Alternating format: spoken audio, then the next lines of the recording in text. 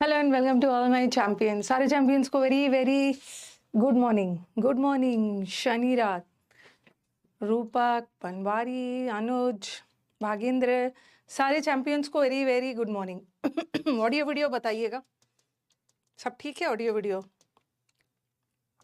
कल भी आपकी क्लास है, ठीक है? कल भी क्लास है, कल बस थोड़ा सा ही बचेगा। मैंने यहाँ तक करवा दिया है ना, लेट और लेटली तक करवा दिया है। अब आ जाओ, नेक्स्ट इज रिस्पेक्टफुली और रिस्पेक्टिव। गुड मॉर्निंग सभी को, very very good morning.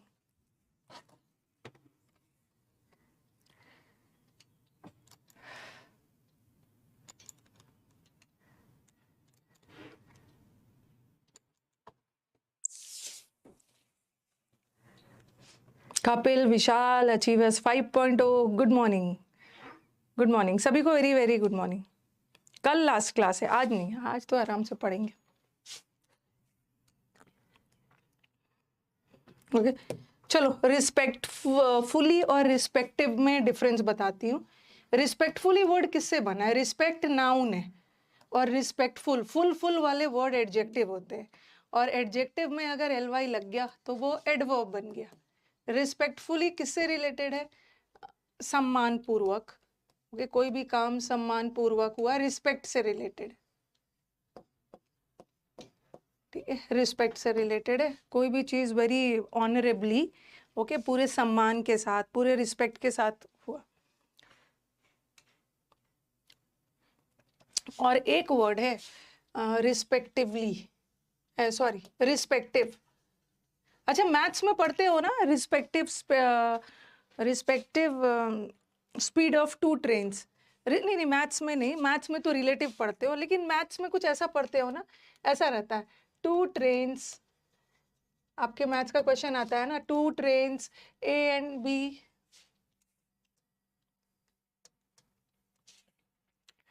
To trains A and B, दो ट्रेनें A and B travelling at 120 kilometre per hour and 130 kilometre per our.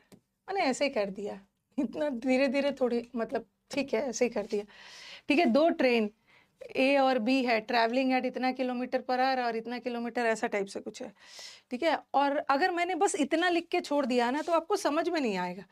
Maths में, मैथ्स के क्वेश्चन में भी आपने देखा होगा कि यहाँ पे लिखा हुआ मिलता है रिस्पेक्टिवली। अगर मैंने बस यहाँ तक लिख के छोड़ दिया ना तो हमें समझ में नहीं आएगा कि ट्रेन A120 है या B120 है, या A130 है या B130 है। तो इसके बाद हम लोग एक वर्ड लगा देते हैं रिस्पेक्टिवली। रिस्पेक्टिवली, ये रिस्पेक्टिवली का हिंदी मतलब होता है क्रमशः। तो ये जो रिस्पेक्टिवली है ना, ये सीक्वेंस बताता है, ठीक है? रिस्पेक्टिवली लगाने से पता चल गया कि सीक्वेंस में, क्रम में पहला ए है तो A120 है, और बी सेकंड में है तो B130 है। तो रिस्पेक्टिवली लगाने से पता चल जाता है। तो ये जो रिस्पेक्टिवली का हिंदी होता है क्रमशः। दिस रिस्पेक्टिवली डिनोट्स ऑर्डर, क्रम, सीक्वेंस। सीक्वेंस में ए पहले है तो A120 है, बी बाद में है। तो ये रिस्पेक्टिवली अलग वर्ड है, और रिस्पेक्टफुली तो सम्मान पूर्वक, रिस्पेक्टिव नंबर्स are।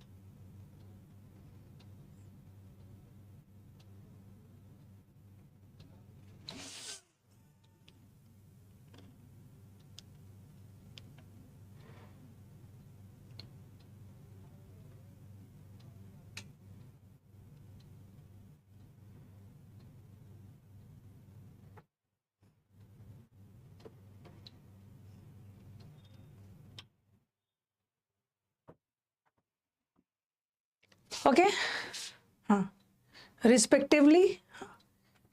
ओके, तो ये दोनों का मतलब यही हुआ, समझा दिया मैंने इंग्लिश में। रिस्पेक्टफुली मतलब पूरे सम्मान, डिग्निटी के साथ, और रिस्पेक्टिवली मतलब इन अ पर्टिकुलर क्रम, पर्टिकुलर सीक्वेंस में। एग्जाम में क्या करेंगे, जहाँ रिस्पेक्टफुली की ज़रूरत है रिस्पेक्टिवली लगा देंगे, और जहाँ रिस्पेक्टिवली की ज़रूरत है रिस्पेक्टिवली लगा देंगे। अब देखो, मेरे को एक चीज़ आप लोगों को बताना है। पहले आपके बैच में 1000 बोल रहे हैं, 1000 वाला प्लेलिस्ट सीरीज का पीडीएफ मिला है ना? 1000 सीरीज का पीडीएफ मिला है आपके बैच में? मिला ही है, क्योंकि अचीवर 5.0 में डाला ही गया है। एक बार मुझे बताना, एक बार इसके बाद आपको क्या करना है।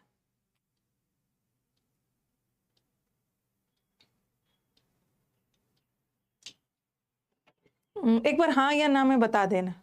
आपको अचीवर बैच में पीडीएफ्स में आपको 1000 वाला जो सीरीज है ना, 1000 वाला सीरीज है, ये मिला है ना? जिसको नहीं मिला है एक बार जाके चेक कर लीजिए।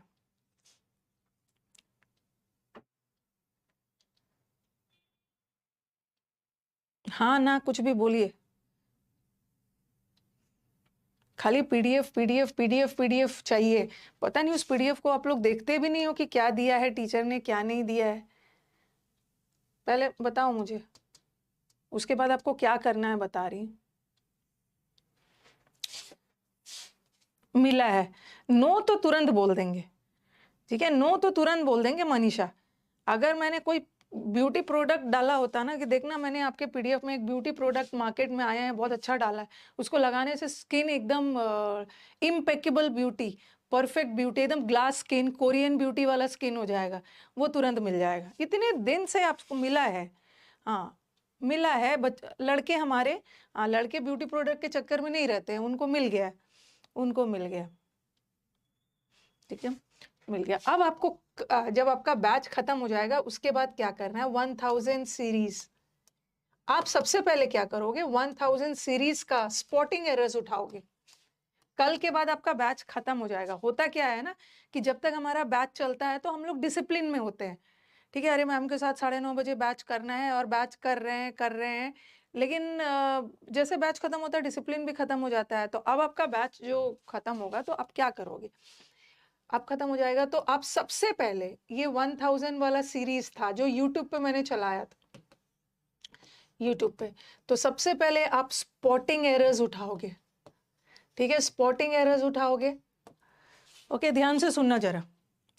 स्पॉटिंग एरर्स उठाओगे, उसमें से, उसमें बहुत सारा है, उसमें वोकैब भी है, स्पॉटिंग एरर्स भी है, क्लोज टेस्ट भी है, इडियम्स वगैरह का 1000 है, वोकैब का 1000 है, एरर्स का 1000 है, बट क्लोज टेस्ट 1000 वगैरह नहीं है। आप उसमें से स्पॉटिंग एरर्स उठाओगे, ओके, और स्पॉटिंग एरर्स का मिक्स्ड एरर्स है। अब मैं अपने स्टूडेंट्स को बोलूंगी ना, अब टॉपिक वाइज के पीछे ज्यादा नहीं भागना है, ओके। अब आपका एग्जाम 2.5 महीने बाद है, और आपके बैच में ना टॉपिक वाइज काफी शीट्स आपने कर लिया है। स्टूडेंट्स यही गलती करते हैं, पूरे दिन वो टॉपिक वाइज का ही करते रहते हैं। अरे टॉपिक वाइज में तो पता है कि यहाँ इस टॉपिक में नाउन का एरर है, ये पूरे शीट में वर्ब का एरर है, तो आपका ध्यान वर्ब और नाउन की तरफ ही रहेगा। अब आपका बैच खत्म हो रहा है, आपके बैच में टॉपिक वाइज हो गया है, और जितना करना चाहिए था उससे ज्यादा आपने कर लिया। अब आप मिक्स्ड एरर्स करो, ठीक है, मिक्स्ड एरर्स करोगे। मिक्स्ड एरर्स आपको करना है, टॉपिक वाइज के पीछे अब नहीं भागना है, नहीं तो आपका टाइम बहुत वेस्ट होगा और मिक्स्ड एरर्स बना ही नहीं पाओगे। मिक्स्ड एरर्स में दिक्कत आती है, सबको आती है यार, बात तो मानो।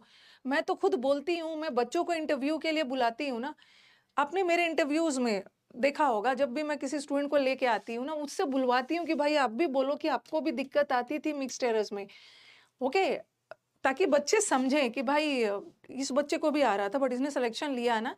शुरू में दिक्कत आती है, बट प्रैक्टिस करते करते समझ ही में नहीं आएगा। नाउन का एरर है, सारे एरर्स 14-15 टॉपिक्स मिक्स हो जाते हैं, धीरे धीरे प्रैक्टिस से समझ में आने लगता है। ये आप ही का प्रॉब्लम नहीं है। तो आप क्या करोगे, हर दिन उसमें से, अच्छा 238 तक बना लिया हूँ, वेरी गुड। तो आप मुझे बताओ कि क्या लगता है कि एक दिन में कितना बना पाओगे?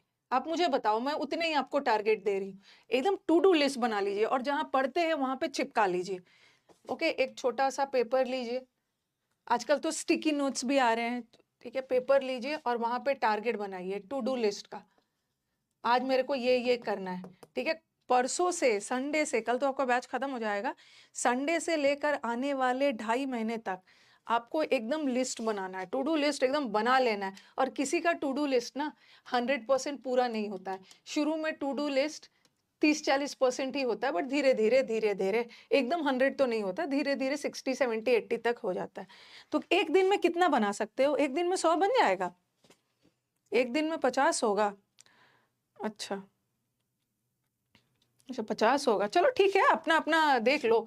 मैं तो ये बोलूंगी ना, ठीक है, मैं तो ये बोलूंगी कि आपका एग्जाम पास आ गया ना, अगर एग्जाम दूर होता तो 50 बनाते, अभी 100 बना लीजिए, 100 बना लीजिए, ठीक है, 100 बनाइए। 100 बनाएंगे ना तो क्या होगा, 10 दिन में आपका 1000, 10 डेज में 1000 आपका खत्म हो जाएगा, ठीक है, 1000 खत्म हो जाएगा। जब आप पहला 100 बनाओगे ना तो दिक्कत होगी, मतलब समझ में नहीं आएगा किसका एरर है, क्या एरर है, ऐसा ऐसा टाइप से होगा। लेकिन 300-400 आते तक, अगर 1000 आते आते तक, तो जो टिक गया 1000 तक वो सिलेक्शन ले गया, जो टिक गया 1000 तक। और जिसका गलत हो रहा है, डर से डिमोरलाइज होके बीच में रोक दोगे ना, तो फिर वहीं रह जाओगे। जितना भी गलत हो, बढ़ते जाना है, बढ़ते जाना हो जाता है। अरे हर बच्चे के जैसे बेसिक बेसिक क्लियर नहीं होता, उसका भी होता। तो हर दिन बना लीजिएगा, एक एक दिन में 100 बनाइए और पीडीएफ से बनाइए, ठीक है। और जैसे आप बोलोगे ना कि मैम वीडियो, ये पीडीएफ भी है और साथ में वीडियो सोल्यूशन भी, तो मैम वीडियो सोल्यूशन वो सब ना, पूरा वीडियो सोल्यूशन मत देखो, इससे आपके पास टाइम कम है और भी सब्जेक्ट से टाइम ज़्यादा लगेगा। पहले आप अपने से 100 बनाओ, ठीक है, अपने से 100 बना लीजिए। और जिस क्वेश्चन का राइट हो गया, समझ में आ गया, तो उसको छोड़ दीजिए। जो क्वेश्चन रॉन्ग हुआ है ना, उसको नोट कर लिए और सिर्फ उसका वीडियो सोल्यूशन देखिए, क्योंकि वीडियो आपका 7, 8, 9, 10, 11 घंटे का होगा, तो शुरू का 100, ठीक है, शुरू का 100 है तो वो शुरू के मिनट्स में ही रहेगा ना। जैसे वीडियो आपका चल रहा है, कुछ बच्चे सोचेंगे ना कि मैम एक ही बार क्या करते हैं, एक ही बार पूरा 1000 बना लेते हैं, ठीक है, एक ही बार पूरा 1000 बना लेते हैं, माने 10 दिन में, ठीक है, तेरा ध्यान से सुनना है, एक ही बार पूरा 10 दिन में 1000 बना लेते हैं और जो जो क्वेश्चन रॉन्ग हुआ होगा ना, उसका वीडियो सोल्यूशन देख लेंगे। ऐसे आपको दिक्कत होगी, क्योंकि वीडियो लंबा है ना, आपको समझ में नहीं आएगा कि आपका 25th क्वेश्चन रॉन्ग हुआ है, 25th क्वेश्चन रॉन्ग हुआ है, तो आपको लगेगा कि अरे ये 25th क्वेश्चन कहाँ पे है, शुरू से वीडियो देखना होगा और 25th क्वेश्चन पे पॉज करके आना होगा। तो आप क्या करना कि जैसे 100 बनाया, अगर आपको 100 का 100 समझ में आ गया, कोई कंफ्यूजन नहीं है तो ठीक है। अगर कोई कंफ्यूजन आ रहा है तो पता है ना कि शुरू का 100 क्वेश्चन पहला 30 मिनट में ही तो मैम ने करवाया होगा, तो पहला 30 मिनट का वीडियो में आपको जो क्वेश्चन रॉन्ग हो रहा, आपको 8 घंटे पूरा लास्ट तक जाके ढूंढने की जरूरत ही नहीं। 1 से 100 तक में जो रॉन्ग हुआ है या जिसका आपको आंसर नहीं समझ में आ रहा है, उसको देख लीजिए, ठीक है, खत्म कर लीजिए। और देखिए कि मैम ने 1 से 100 वाला कितने नीचे लाइन में मिनट्स आता है ना, ठीक है, हाँ, नीचे लाइन में मिनट्स की मैंने इतना से इतना तक देख लिया है। और जब दोबारा 200 से 300 बनाओगे ना, तो याद रखना कि पहला 100 क्वेश्चन वीडियो के अनुसार 30 या 32 मिनट के अंदर, मतलब वो वीडियो में पहला 100 क्वेश्चन का सोल्यूशन 32 मिनट तक है, तो 32 मिनट नोट कर लेना, ताकि जब आप 200 से 300 जाओगे ना, तो 32 मिनट के बाद से इसका सोल्यूशन मिलेगा, जिसमें दिक्कत हो वो। फिर सोच लो कि आपको 50 मिनट में आपका 300 करवाया है, फिर कर लेना। फिर 300 से 400 के लिए डायरेक्ट वीडियो का 50 मिनट वाले पार्ट से देखना शुरू करना, अगर सोल्यूशन देखना है तो, ठीक है। अगर एक साथ कर लोगे ना और सोचोगे कि लास्ट में देखेंगे तो कंफ्यूजन हो जाएगा, पूरा वीडियो को पॉज कर करके देखना है कहाँ ये क्वेश्चन आया, कहाँ ये क्वेश्चन आया। तो 100 क्वेश्चन में करने के बाद, वीडियो सोल्यूशन देखने के बाद देख लेना कि 100 क्वेश्चन कहाँ खत्म हुआ है। 32 मिनट में 100 क्वेश्चन खत्म हुआ, तो अगली बार जब मुझे देखना है तो 32 मिनट के बाद वाला वीडियो देख। ये समझ में आ रहा है? पहले हाँ ना बोलिए, हाँ ना कुछ बोलिए।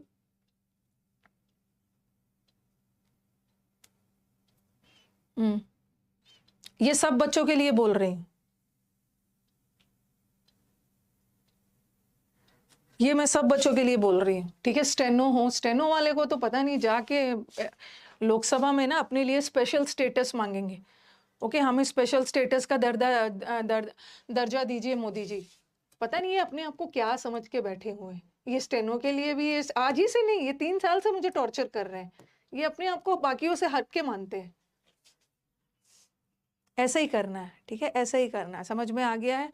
और प्लीज ओके, अगर आप लोग अगर हाँ हाँ, अगर अगर इतने दिन आप लोगों ने मुझसे पढ़ा और आपको मेरे लिए आपके मन में थोड़ा सा भी प्यार और रिस्पेक्ट है ना इमोशनली ब्लैकमेल कर करके थोड़ा सा भी मेरे आपके मन में मेरे लिए प्यार और रिस्पेक्ट है ना, प्लीज इसको संडे से शुरू कर दीजिएगा, ठीक है।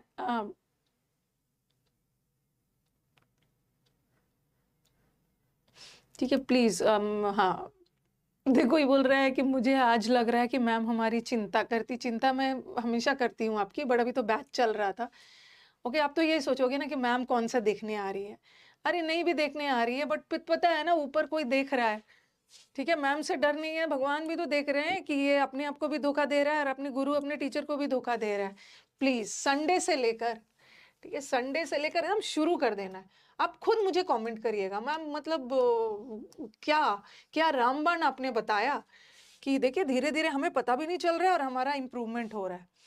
ओके, तो संडे से शुरू कर दीजिएगा। संडे कौन सा डेट है? संडे 25 है, तो 25 से आप एकदम शुरू कर दीजिएगा। और जब एक बार शुरू करिएगा ना तो एकदम टारगेट लेके चलना है। मेरा 0 भी आ गया, मेरा पहला 100 क्वेश्चन में, मेरा पहला 100 क्वेश्चन में ना 10-15 नंबर भी आया है। आप लोग विश्वास नहीं करोगे, मैंने अपने करियर में स्टूडेंट को देखा है, ठीक है, 10-15 वाला बच्चा हमारा एग्जाम निकाल रहा है और इतना अच्छा पोस्ट लेके आ रहा है, इतना अच्छा पोस्ट लेके आ रहा है, एकदम होगा, एकदम अंदर से ना डिमोरलाइज नहीं होगा। शायद 10 ही क्वेश्चन बने, 100 में से 10 बने, लेकिन आपको पता नहीं चलेगा ना ये 10, 20, 30, 40 कैसे धीरे धीरे बढ़ेगा। शुरू के 10 में धीरे धीरे, लेकिन बाद में तेजी से बढ़ना शुरू हो जाएगा। तो ये देना शुरू करिए। मैं नहीं देख रही हूँ, बट ठीक है, एक इनविजिबल शक्ति है जो आपको देख रहा है। तो पहले एरर एकदम खत्म कर लीजिएगा 10 दिन में, ठीक है, एकदम 10 दिन में एरर्स खत्म कर लेना। नहीं, लाइक शेयर सब्सक्राइब वो सब करने की जरूरत नहीं है, आप लोग तो हमारे पेड वाले स्टूडेंट। ओके, अब हम लोग लाइक शेयर, अब हम लोग का यूट्यूब चैनल ना लाइक शेयर सब्सक्राइब से बहुत ऊपर निकल गया। अब बच्चे नहीं करते हैं, बोल रहे हैं कि मैम क्यों करेंगे, कंपटीशन बढ़ेगा, वो सबसे ऊपर चला गया। वो सब मत करना, अभी आपके पास लाइक शेयर और सब्सक्राइब का टाइम नहीं है, बस अपने ऊपर ध्यान देना, ये कर लेना। और ये करने के बाद जब आपका 1000 हो जाएगा ना, तो मैं आप लोगों से डाउट बैच में कहीं ना कहीं कनेक्ट होंगी। थोड़ा सा मैं आपका टाइम ले रही हूँ, ठीक है। जैसे 25, 26, 27, 28, 29, 30, 1, 2, 3, 4, 5, ठीक है, 5 तारीख को मुझे लग रहा है अगर आप 25 से स्टार्ट करोगे तो मैं 5 जून को आपसे फिर बात करूंगी, ठीक है। 5 जून को मैं आपसे फिर बात करूंगी, और मैं कहाँ बात करूंगी बता रही हूँ आप लोगों से। जो अभी हम लोग का समंदर मंथन वाला बैच, क्लोस्टर्स PQRS वाला तो खत्म हो जाएगा, समंदर मंथन वाला बैच जुलाई लास्ट या अगस्त तक चलेगा ना। सैटरडे को 1 बजे मैं तो आपसे कनेक्टेड रहूंगी, ठीक है, मैं आपसे कनेक्टेड रहूंगी। तो 5 जून के बाद, ठीक है, जो भी सैटरडे वगैरह आएगा, 5, 6 या 10 जून को कभी भी सैटरडे आएगा, मैं आपसे बात करूंगी और तब आप मुझे बताना, ठीक है। क्योंकि ना बोलने से कुछ नहीं होता है, जैसे मैंने भी बोल दिया, बोलने से कुछ नहीं होता है। प्रैक्टिकली अगर हम कोई चीज करते हैं ना, तब हमें उसका रिजल्ट मिलता है। आप खुद फील करोगे और अगले साल सिलेक्शन लेके ना आप बाकी बच्चों को गाइड करते हुए मिलोगे। मैं आपसे 5, 7, 8 जून को बात करूंगी और बोलूंगी कि कैसा लग रहा है 1000 एरर्स बनाने के बाद, ठीक है। पहले ये करना, पहले ये कर लो, आप पे ज्यादा बर्डन नहीं दिया है मैंने, पहले ये कर लो, ठीक है। 1000 सीरीज खत्म करो 10 दिन में, एकदम जल्दी जल्दी। अगर अगर अगर हमारा स्टूडेंट थोड़ा सा और है तो 1000 सीरीज वाला वोकैब भी स्टार्ट कर दीजिए। वोकैब ज्यादा नहीं, 50-30 करना शुरू करिए। चलो वोकैब, और वोकैब में समंदर मंथन के अलावा कुछ नहीं करना है, क्योंकि जो भी बुक्स आपको मार्केट में वोकैब का अवेलेबल है वो तभी बन पाएगा, वो सारा प्रीवियस पेपर का कंपाइलेशन है, ठीक है। वो तभी बन पाएगा जब आप समंदर मंथन का बैच कर लिए हो, वो कैप पढ़ लिए हो, तब तो प्रीवियस ईयर, ओके, वो कैप कर लिए हो तब तो आपका प्रीवियस ईयर बनेगा ना, ठीक है। तो समंदर मंथन के अलावा कुछ आपको पढ़ना ही नहीं है, उसी को बार बार रिवाइज करना है। समंदर मंथन को 10 बार रिवाइज करिए, मैं दूसरा कुछ नहीं पढ़ूंगा, ठीक है। हाँ, और मॉक टेस्ट से आपको पता चल जाएगा कि मेरा कौन वाला टॉपिक में बार बार एरर गलत हो रहा है, उस टॉपिक को एक बार रिवाइज कर लिया जाएगा फटाफट। टाइम ले लिया, चलो। पहले मैंने आपको एक छोटा सा टारगेट दिया है, ठीक है, सिर्फ एरर का दिया है, और एकदम टाइम आपको 5 जून का बहुत कम टाइम नहीं दिया है, मतलब ठीक ठाक टाइम दिया है, उससे बनाना है। सिर्फ अभी छोटा सा टारगेट है, क्योंकि आप एरर के साथ साथ मैथ्स रीजनिंग भी पढ़ते रहिएगा। When the guest arrived, जब गेस्ट अराइव्ड हुए, the audience stood up respectively और respectfully.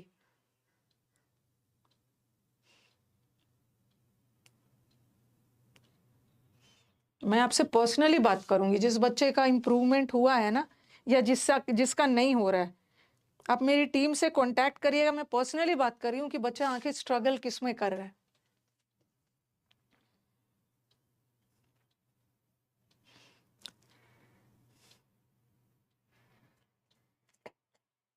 इंग्लिश में भी सिर्फ आप एरर्स पढ़ना और बाकी मैथ्स रीजनिंग भी पढ़ते रहना, क्योंकि 100 एरर बनाने में ना, 100 एरर बनाने में ज़्यादा से ज़्यादा 1 ही घंटा लगेगा, ज़्यादा नहीं, उससे भी कम।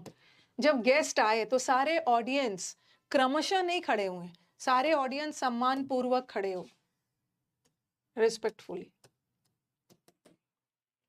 Respectfully. Tomorrow will be the last class. Ram and Mohan, एक का एज 4 साल है और एक का एज 6 साल है। वो दोनों खेलने में अच्छे हैं, तो पता नहीं चलेगा कि राम 4 साल का है या मोहन 6 साल का है। तो हमें क्या लगाना होगा, रिस्पेक्टिवली। दोनों का एज क्रमशः, एक 4 साल है, जिसका नाम पहले है वो 4 साल है, जिसका नाम बाद में 6 साल।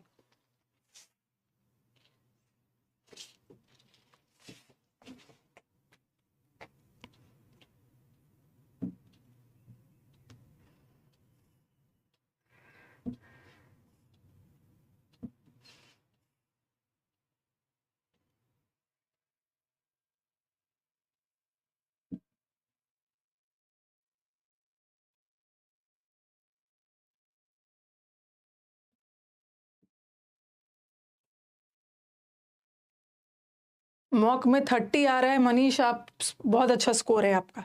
अभी आपके पास 2.5 महीने टाइम है, आप देखना कितना तेजी से वो बढ़ेगा। थोड़ा नेगेटिव वगैरह कम करिए, नेगेटिव मार्किंग। मैं छोटा छोटा चीज़ आपको बताती हूँ ना। जब मेरी डॉटर, एल्डर डॉटर जो थी, जब वो लॉ एंट्रेंस दे रही थी, ठीक है, लॉ एंट्रेंस दे रही थी, तो मैंने उसको ऑनलाइन टीचर खुद चुन के दिया था, ठीक है। वो लॉ जुडिशियरी में उसका था।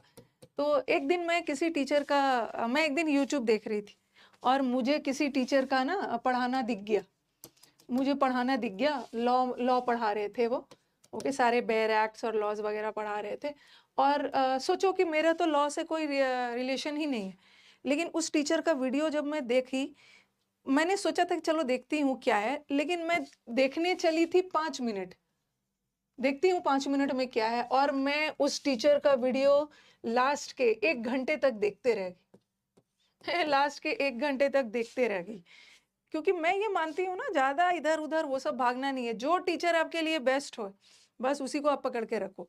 और मैंने बोला ना कि तुम इसी टीचर से पढ़ोगी, ठीक है, इसी टीचर से पढ़ोगी। क्योंकि देखो, एक बहुत रफ लैंग्वेज सुनने में लगेगा, जो टीचर आपको आपकी औकात बता के रखे, ठीक है, वो टीचर आपके लिए बेस्ट है। थोड़ा डांटे, मतलब ऐसा नहीं है बस आप मेरे बैच में एडमिशन ले लो, आपको कुछ नहीं करना है, सब मेरे को करना है, ठीक है, सब मेरे को करना है, ऐसा नहीं होता है। टीचर्स बोलते हैं ना बस तुम एडमिशन ले लो, मैं हूं ना, मैं सब आपका करवा दूंगा, ऐसा नहीं होता। मेरे को कुछ नहीं करना है, सारा चीज आप ही को करना है, मैं तो सिर्फ सही गाइड करूंगी। तो वो टीचर उसी टाइप के थे। और मैंने बोला उनका कोर्स लो, मुझे देख के बहुत अच्छा लगा उनका, ये हम डांट फटकार के भाई सही गाइडेंस वाला, और पहला अटेम्प्ट में ही निकाल लिया। पढ़ रही थी और उसको मैं अक्सर बोलती थी कि ये मॉक का क्या होगा, तो बोलती थी मामा अभी तो मेरा सिलेबस भी नहीं खत्म हुआ है, मॉक मतलब कैसे दूं। ओके, मैंने बोला सिलेबस तो टीचर खत्म करवाते ही रहेंगे, 40 50 60% शुरू हो गया ना, नहीं देना चाह रही थी कि सिलेबस खत्म हो नहीं हुआ है, मॉक में खराब नंबर आ जाएगा, डिमोरलाइज हो जाऊंगी। मैंने बोला कि मैं कोचिंग वर्ल्ड में हूं ना, मेरे को पता है, मेरी बात मानो, जितना भी नंबर आ रहा है उससे मुझे फर्क नहीं पड़ा है। मॉक से you have to love mock, love mock, और उसको जबरदस्ती, ओके, जबरदस्ती मैंने मॉक दिलवाना शुरू किया, ठीक है।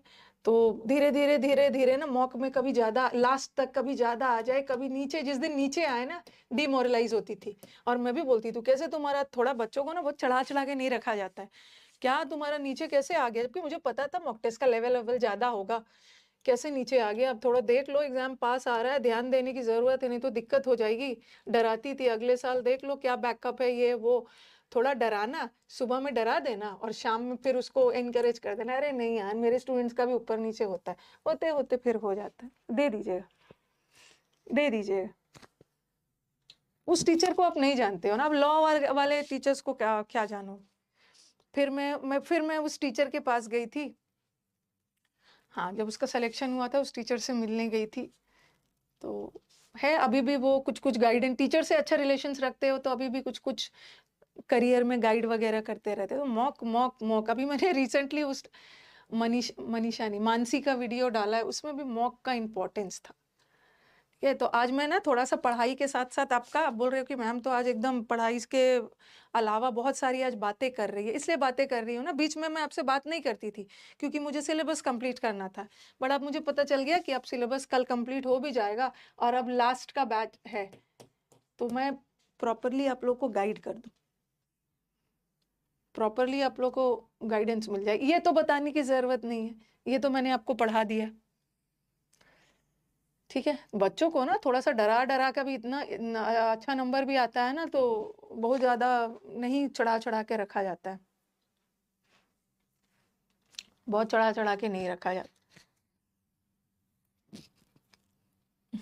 अरे उसके साथ प्रॉब्लम क्या हो गया ना, अभी वो जज का भी कर रही थी, ओके, जुडिशरी की भी तैयारी कर रही थी, ये अचानक से सुप्रीम कोर्ट का ऑर्डर आ गया, मतलब उसको बहुत बड़ा झटका लगा है। फिर मैंने उसको समझाया कि अरे झटका लगा है तो सबके लिए ना, पहले क्या होता था कि लॉ करने के बाद सीधा आप जुडिशरी का एग्जाम दे सकते थे और एग्जाम क्लियर कर जाओगे तो आप फिर जज बन जाओगे। लेकिन अभी 3-4 दिन पहले सुप्रीम कोर्ट का ऑर्डर आया है कि अब लॉ करने के बाद डायरेक्ट लोग जज का एग्जाम नहीं दे सकते हैं। पहले 1 नहीं 2 नहीं 3 नहीं, 2 नहीं 3 साल तक, 3 साल तक पहले आप एज एन एडवोकेट प्रैक्टिस करिए 3 साल तक, और फिर उसके बाद जज का एंट्रेंस एग्जाम दे सकते। इस वजह से बेचारी बड़ा दुखी हो गई है। अब फिर मैंने उसको समझाया क्या है, सब बच्चों के साथ ऐसा हुआ है, तो ये गड़बड़ हो गया, 3 साल का पहले प्रैक्टिस करिए तब आप जाओ। अब वो 3 साल बाद ही जज का एग्जाम दे सकती है। फिर मैंने उसको समझाया, अभी हाई कोर्ट वगैरह में उसका सब ज्वाइन कर लिया है, कर रही है, और साथ में पढ़ना भी है। बट मैंने बोला है कि चलो 3 साल मिला है तो कुछ टॉप रैंक निकाल के दिखाना है ना, तो यही सब है।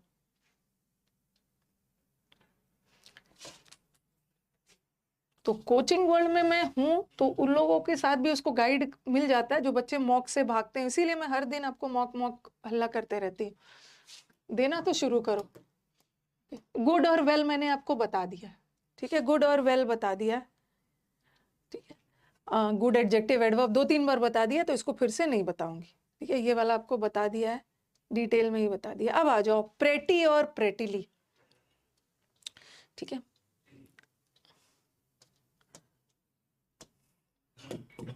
प्रेटी और प्रेटिली,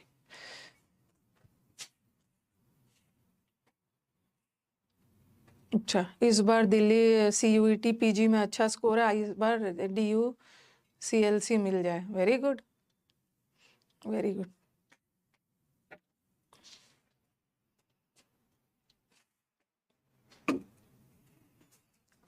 प्रीटी, ठीक है, हमने अभी क्या किया, रिस्पेक्टिवली और रिस्पेक्टफुली किया। अब आ जाओ, देखो इस वर्ड का ना 2 प्रोनाउंसिएशन है, एक तो होता है प्रीटी, प्रीटी का मतलब होता है प्रीति नहीं है, प्रीति का स्पेलिंग अलग होता है, ओके, ये एक है प्रीटी, एक प्रीटी का मतलब होता है ब्यूटीफुल, सुंदर, और जहां प्रिटी का मतलब सुंदर के सेंस में है तो वहां का प्रिटी एडजेक्टिव है। और एक जैसे एक इसका प्रोनाउंसिएशन होता है pretty, I am pretty sure. I am pretty sure का मतलब है I am quite sure. Quite का मतलब है काफी, काफी हद तक मैं श्योर हूं। आई एम प्रेटी वेल, मैं काफी अच्छा हूं, तो वहां का प्रेटी एडवर्ब हो जाता है। Adverb, adverb.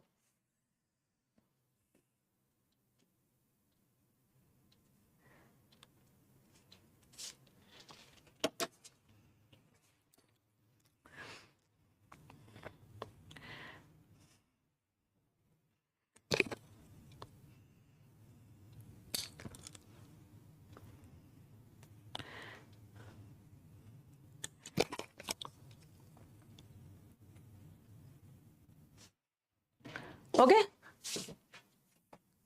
रिकॉर्डेड वीडियो नहीं कर रहा है ना, तो आप मेल कर दीजिए HRUC लाइफ पे, वो हेल्प करेंगे। एक प्रेटी का मतलब सुंदर होता है और एक प्रेटी का मतलब क्वाइट। जहां काफी वाला सेंस है वो एडवर्ब है। लिखा मैंने I am pretty sure. I am बोलते हैं ना, I am quite sure, I am damn sure, I am pretty sure, PRET। I am, मैं काफी हद तक अच्छा हूँ। तो कोई पूछेगा कि कैसे हो, I am very well, pretty well, sure.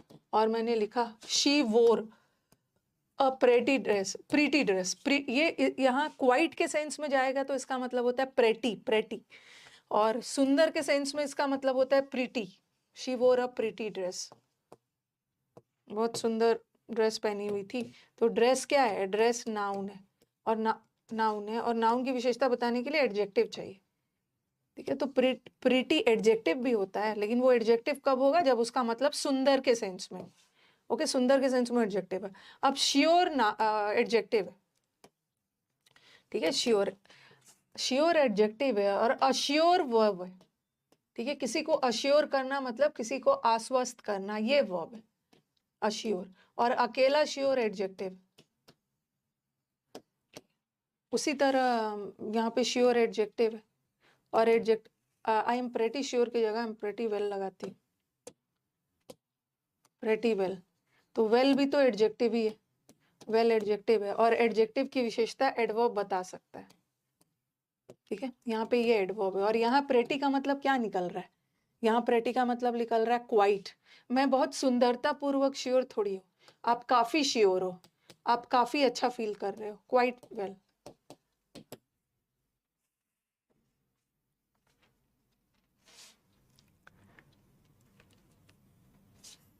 पीछे पड़े हैं। अभी मैंने डिसाइड कर लिया है कि मैं मीटअप अगले मंथ में मीटअप करूंगी। अब मैं और वेट नहीं करूंगी स्टेनो और CPO के रिजल्ट का।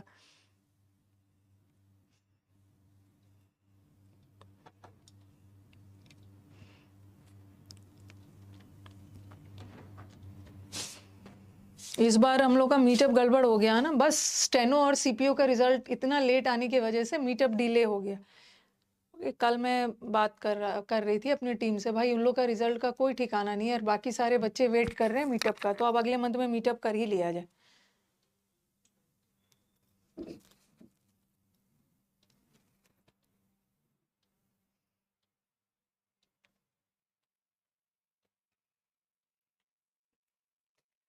तो अभी तो हम एडवर्ब चैप्टर पढ़ रहे हैं, ठीक है, एडवर्ब चैप्टर पढ़ रहे हैं, तो हमें तो एडजेक्टिव से कोई लेना देना नहीं है। अब मेरे को एग्जैक्टली डिफरेंस बताना है।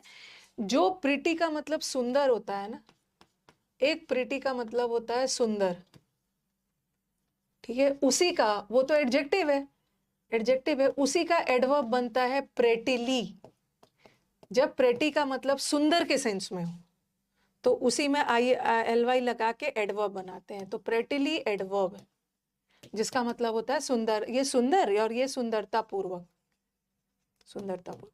फिर आपके बीच में आपको आएगा कि मैम प्रेटिली भी तो एडवर्ब है, और एक होता है प्रेटी। प्रीटी तो एडजेक्टिव होता है, एक होता है प्रेटी, ये भी तो एडवर्ब। ठीक है, दोनों तो एडवर्ब है, ब्यूटीफुल ही होगा, दोनों एडवर्ब है। लेकिन ये प्रीटिली का मतलब है सुंदरता पूर्वक, जो प्रीटी वर्ड से बना, और एक तो प्रेटी अपने आप में एडवर्ब है जिसका मतलब होता है क्वाइट, काफी हद तक, काफी हद तक। और ये प्रिटिली भी एडवर्ब है जिसका मतलब होता है ब्यूटीफुल। अब एग्जाम्पल दे रही हूँ। चलेंगे मूवी देखने, चलेंगे विशाल, पहले तो सिलेक्शन लीजिए, नहीं तो पता चला जितना देर करोगे ना आपके सिलेक्शन और मूवी के चक्कर में हो सकता है कितना सारा मूवी अच्छा अच्छा रिलीज होके चला जाए।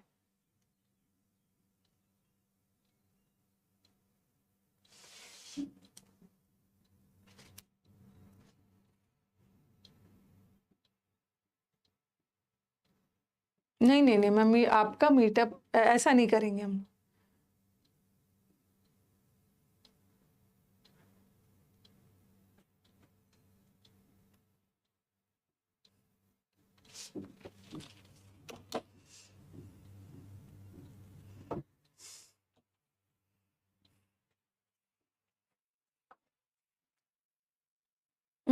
ही वॉज अ वेल क्या है, वेल एडजेक्टिव है, और एडजेक्टिव की विशेषता एडवर्ब बता सकता है, और दोनों एडवर्ब है। अब सेंस देखो, दोनों एडवर्ब है। प्रेटी भी एडवर्ब होता है, but pretty as an adverb का मतलब होता है क्वाइट, और ये prettily as an adverb means beautifully. कोई बहुत सुंदरता पूर्वक अच्छा तो नहीं हो सकता है ना, कोई बहुत क्वाइट अच्छा हो सकता, काफी अच्छा हो सकता। योर आंट एंड अंकल, आपके अंकल एंड आंट, फॉन्ड मतलब किसी चीज का शौकीन होना, पसंद करना।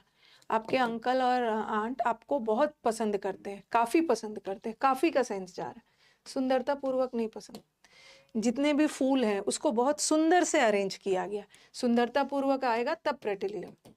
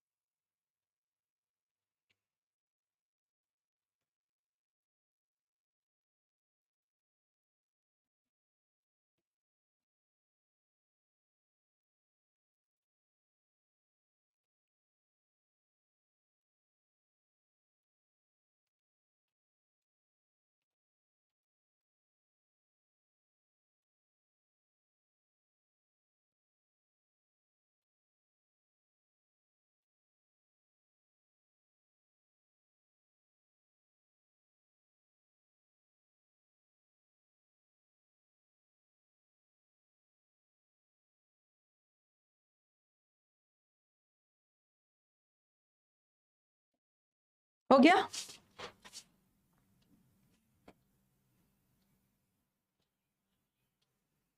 ओके, नेक्स्ट आ जाओ। हाँ, ये मैंने आपको कुछ वर्ड्स करवा दिया, एडजेक्टिव और एडवर्ब वाला। ओके, अब आ जाओ एडवर्ब और इन्वर्जन। ये तो जबरदस्त है। ये एडवर्ब और इन्वर्जन एक दूसरे से कैसे रिलेटेड है। इन्वर्जन किसको मैंने आपको वो चैप्टर में भी पढ़ाया था ना, कंजंक्शन चैप्टर में, और वर्ब चैप्टर में भी पढ़ाया था। वर्ब चैप्टर में पढ़ाया था ना इन्वर्जन। ओके, इंटरोगेटिव प्रश्नवाचक सेंटेंस में इन्वर्जन होता है। और आपको याद होगा, आपको याद होगा जब मैं आपको कंजंक्शन पढ़ा रही थी तो उसमें मैंने ऐसा कुछ पढ़ाया था, हार्डली, हार्डली और स्कार्सली के साथ। एक बार फ्लैशबैक में चल रहे हैं। हार्डली और स्कार्सली के साथ व्हेन आता है, नो सूनर के साथ, ठीक है, नो सूनर के साथ दैन आता है, ऐसा कुछ पढ़ाया था। और साथ में बोला था कि नो सूनर के साथ दैन कंजंक्शन आता है, ठीक है। हार्डली और स्कार्सली के साथ व्हेन कंजंक्शन आता है। और साथ में मैंने ये भी बोला था ना कि ये सारे वर्ड्स अपने साथ इन्वर्जन लेता है। इन्वर्जन का मतलब क्या है? इन्वर्जन का मतलब होता है उल्टा। जनरली वाक्य में सब्जेक्ट पहले आता है फिर वर्ब आता है, लेकिन इन्वर्जन कब होता है? जब सब्जेक्ट से पहले वर्ब आता है। और ये सारे वर्ड्स अपने साथ इन्वर्जन लेता है। क्यों? क्योंकि ये सारे एडवर्ब, ये सारे एडवर्ब्स है। Hardly scarcely, hardly scarcely conjunction नहीं है तो ये एडवर्ब अपने साथ व्हेन कंजंक्शन लेता है। नो सूनर भी एडवर्ब है, अपने साथ दैन कंजंक्शन लेता है। ओके, और ये सारे एडवर्ब्स अपने साथ इन्वर्जन लेता है। और साथ में ये भी बताया था दुनिया के सारे एडवर्ब्स इन्वर्जन नहीं लेते हैं, कुछ कुछ एडवर्ब्स है जो अपने साथ इन्वर्जन लेगा, सारा नहीं लेगा। और ये भी बताया था वो सारे वर्ड अपने साथ इन्वर्जन तब लेगा ना जब वो वाक्य के शुरू में, अगर यही वर्ड्स वाक्य के बीच में यूज होगा तो ये अपने साथ इन्वर्जन नहीं लेगा। ठीक है, हाँ, ये अपने साथ इन्वर्जन नहीं लेगा। ओके, क्रैश कोर्स में नहीं लेना चाहता हूं, मैंने वहां इन्वेस्ट मत लीजिए। ठीक है, क्रैश कोर्स मत लीजिए, नहीं लेने का मन है मत लीजिए, लेकिन लेकिन लेकिन ये वाला ले लीजिए जो प्रैक्टिस बैच है ना। क्रैश पूरा लेने का मन नहीं है तो मत लीजिए, लेकिन अगर आप cloze test PQRS and all में अग्रेसिव प्रैक्टिस चाहते हैं तो ये तो ले ही लीजिए 799 वाला। और आप चूंकि पुराने स्टूडेंट हो, ठीक है, आप चूंकि पुराने स्टूडेंट हो ना, तो आपका कोड लगाओगे तो 559 पड़े। तो किशोर इतना तो आप ले ही लीजिए, सिलेक्शन हो जाएगा ना तो मैं आपका इतना पैसा, आप मुझसे मीटअप में मिलने आओगे, मैं आपको वापस कर दूंगी। ठीक है,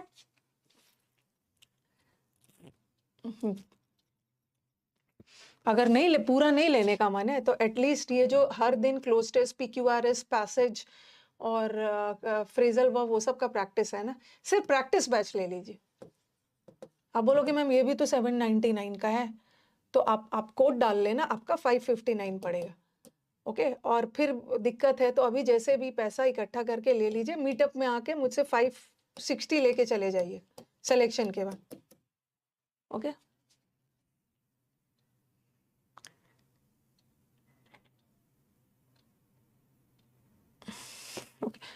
अब चलिए, बीच में डिस्ट्रैक्ट नहीं करिएगा। ठीक है, बीच में डिस्ट्रैक्ट नहीं करिएगा। मुझे पता है जब मीटअप में मिलने आओगे ना सिलेक्शन के बाद बोलोगे मैम क्या बोल रहे हो, इसीलिए मैं इतना बोल्डली बोल रही हूँ, ले जाना मेरे से 560 रुपये, 1 रुपीज़ एक्स्ट्रा। तो ये सब अपने साथ इन्वर्जन लेता है। तो चलो, अब बोलोगे मैम कैसे पता चलेगा कि कौन कौन से एडवर्ब इन्वर्जन लेता है। कुछ मात्र एडवर्ब्स है जो अपने साथ इन्वर्जन लेता है, बहुत थोड़ा सा है, आपको उतना ही याद रखना है। ठीक है, आपको बस उतने ही याद रखना है। हाँ, एडवर्ब्स एंड इन्वर्जन, ये सबसे पहले बता दूं, जो बच्चे क्लास में न्यू जुड़े होंगे कंजंक्शन या वर्ब चैप्टर के बाद, उनको बता दूं इन्वर्जन क्या होता है। इन्वर्जन का मतलब होता है उल्टा, ऑपोजिट। इन्वर्जन क्या होता है, जनरली वाक्य में पहले कर्ता आता है फिर क्रिया आता है, बट उल्टा क्या हो जाता है जब कर्ता से पहले क्रिया आ जाए, when verb comes before subject. जब कर्ता से पहले क्रिया आ जाए उसको हम इन्वर्जन बोलते हैं। और जनरली इन्वर्जन किस टाइप ऑफ सेंटेंस में होता है, प्रश्नवाचक सेंटेंस। ठीक है, प्रश्नवाचक सेंटेंस में इन्वर्जन होता है, इंटरोगेटिव सेंटेंसेस में। जैसे जैसे व्हाट यू आर डूइंग नहीं होगा, व्हाट यू आर डूइंग नहीं होगा, क्या होगा, what are you doing, what are you doing. Okay,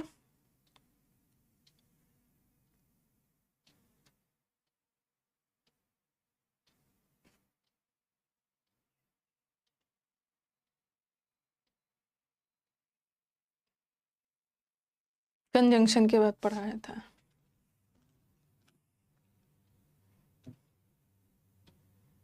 जैसे कि आपको पूरा प्रैक्टिस बैच नहीं लेना है। ठीक है, आपको मतलब पूरा क्रैश नहीं लेना है, सिर्फ प्रैक्टिस लेना है, सिर्फ प्रैक्टिस लेना है। लेकिन प्रैक्टिस में ज़्यादा मतलब इस बार के प्रैक्टिस बैच में ना हमारा 3 दिन पूरा बैच समुद्र मंथन ही ले गया, सिर्फ 2 ही दिन प्रैक्टिस हुआ था, बट इस बार 5 दिन प्रैक्टिस है। इसमें ग्रामर का प्रैक्टिस नहीं होगा, सिर्फ क्लोज टेस्ट का होगा, PQRS का हो गया, idioms, one word phrasal verb का होगा। तो आप बोलोगे कि मैम ग्रामर का प्रैक्टिस तो सुबह वाले बैच में होगा क्रैश में, तो फिर बोलोगे कि मैम हमारे प्रैक्टिस बैच में तो ग्रामर का नहीं हो रहा है। तो आप क्या करो, यूट्यूब से ग्रामर का एरर का 1000 वाला प्लेलिस्ट कर लो। ठीक है, आप YouTube पे जाके 1000 वाला प्लेलिस्ट वहीं से प्रैक्टिस कर लो ग्रामर का। तो आपको पूरा क्रैश नहीं लेने का मन है, वहीं से पूरा कर लो, सिर्फ प्रैक्टिस बैच में 559 का ले लो। 559 तो हो जाए, इतना गरीब इंडिया नहीं हुआ है। इंडिया में इतनी ना जो ड्रामा कर रहे हो, गरीब है गरीब है गरीब। आप लोग की गरीबी मुझे तब दिखी ना जब मैंने एक वीडियो डाला था कि जो बच्चे iOS वाले हैं, जो एप्पल का फ़ोन यूज़ करते हैं वो भी क्लास को देख सकते हैं। एक बार मेरी टीम से इस पे मेल करो कि उनको क्लास को कैसे देखना है। बोल रहे ये iOS वाले इतने सारे बच्चे हैं, इतने सारे बच्चे हैं, ये iOS मतलब एप्पल का फ़ोन खरीद के बैच देख रहे हो, इतना महंगा फ़ोन, और आपको 500 559 इतना महंगा लग रहा है, और एप्पल का फ़ोन खरीदे हुए हैं। इतने सारे मैसेजेस आए हैं, इतने कि कैसे देखना है एप्पल के फ़ोन से। और इसमें बाइफर्केशन किया तो ज़्यादा मैसेजेस लड़कियों के थे, लड़कियों के पास ज़्यादा एप्पल का फ़ोन है।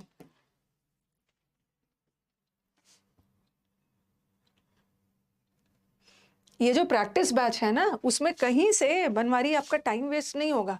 प्रैक्टिस बैच जो मेरे होते हैं ना, वो आपका सेल्फ स्टडी का बैच होता है। Practice batch is self study का बैच। आप इंग्लिश को अपने से भी तो आप टाइम दोगे ना सेल्फ स्टडी में। अगर आपको लगता है कि आप अपने से भी प्रैक्टिस कर लोगे तो आपको प्रैक्टिस बैच लेने की ज़रूरत नहीं है। लेकिन आपको लगता है कि नहीं, मैम के साथ लगातार 5 दिन नियम से होगा ना, तो आप ले सकते हो। और फिर से ये सब पे आपको अलग से टाइम देने की ज़रूरत नहीं है। इसी को सेल्फ स्टडी बैच मान के पढ़ना है, और बाकी आप दूसरे वाले पे करना।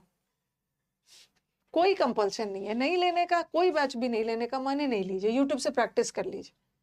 ठीक है। एडवर्ब और इन्वर्जन, कुछ मात्र एडवर्ब्स है जो अपने साथ जनरली इन्वर्जन किस में होता है? जनरली इन्वर्जन प्रश्नवाचक सेंटेंस में होता है। अब कोई कुछ मत पूछना यार, कोई कुछ नहीं पूछेगा बीच में। What are you doing? कौन सा करेक्ट है बताना, कौन सा sentence correct? What you are doing और what are you doing, दोनों में डिफरेंस क्या है? यहाँ सब्जेक्ट के बाद वर्ब आ रहा है, और यहाँ सब्जेक्ट से पहले वर्ब आ रहा है। सब्जेक्ट से वर्ब पहले वर्ब आ रहा है, मतलब इन्वर्जन हो रहा है, उल्टा हो रहा है। बट यहाँ पे इन्वर्जन नहीं हो रहा है, नो इन्वर्जन। लेकिन ये तो प्रश्नवाचक सेंटेंस है, और प्रश्नवाचक सेंटेंस में इन्वर्जन चाहिए ना, ये करेक्ट है, ये रॉन्ग। तो इन्वर्जन का मतलब होता है सब्जेक्ट से पहले, कर्ता से पहले क्रिया का आना, और जनरली इन्वर्जन प्रश्नवाचक सेंटेंस में होता है। बट कुछ ऐसे एडवर्ब्स है, ओके, जो वाक्य में यूज नहीं होता है, और जो वाक्य में प्रश्नवाचक नहीं है। कुछ ऐसे जनरली इन्वर्जन तो क्वेश्चन मार्क सेंटेंस में होता है, बट कुछ ऐसे सेंटेंसेस है जहाँ पे क्वेश्चन मार्क नहीं है, प्रश्नवाचक नहीं है, फुल स्टॉप वाला सेंटेंस है, वहाँ भी इन्वर्जन होता है। ओके कुछ ऐसे सेंटेंसेस जो एडवर्ब से शुरू हो, और हर एडवर्ब से नहीं, कुछ मात्र एडवर्ब्स है जो अपने साथ इन्वर्जन लेता है। और ऐसा कब होता है? जब वो वाला एडवर्ब वाक्य के शुरू में, जैसे नेवर आ गया, ठीक है, नेवर आ गया, शेल्डम वर्ड आ गया, हार्डली, अभी लिखना नहीं, अलग अलग, हार्डली आ गया, स्कार्सली आ गया, TOO वाला टू आ गया, सो आ गया। ये सारे एडवर्ब्स अपने साथ इन्वर्जन लेता है, बशर्ते कि ये वाक्य के शुरू में। तो कौन कौन से एडवर्ब इन्वर्जन लेता है? सबसे पहले आप लिखो never. Never adverb of frequency, ठीक है। नेवर वर्ड हो या हार्डली वर्ड हो या स्कार्सली हो, इसमें तो मैंने सिर्फ नेवर लिखा, सब एग्जांपल दे दूंगी। स्कार्सली हो या नो सूनर हो, नो सूनर भी एडवर्ब होता है। ये सारे एडवर्ब अपने साथ इन्वर्जन लेता है, दे टेक इन्वर्जन। लेकिन इन्वर्जन लेता है, बट किस शर्त पे? On the condition when they are used in the beginning of the sentence, on the condition when they are, लिख लीजिए, हिंदी में लिखिए, वे they are used, यहाँ पे लिख रही, in the beginning of the sentence, sentence की शुरुआत में हो तभी इन्वर्जन ले।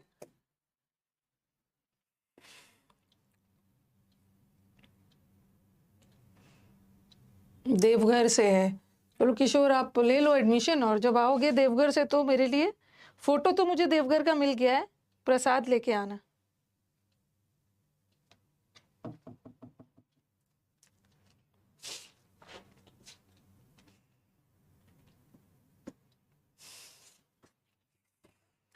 ये सब इन्वर्जन तभी लेता है ना जब ये सब सेंटेंस के शुरुआत में हो।